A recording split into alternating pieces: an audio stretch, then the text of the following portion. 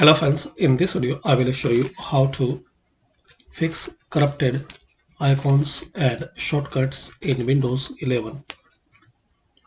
So firstly, click on Start. Now open File Explorer. Now click on Local Disk.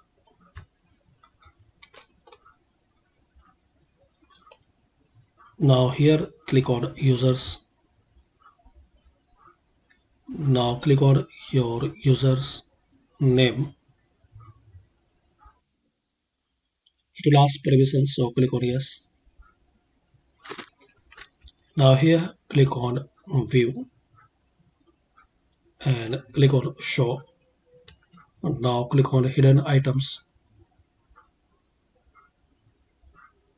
Now click on App Data. Then click on Local. Now here guys you will see option icon cache. Right click on it, then delete. Now close it and restart your PC.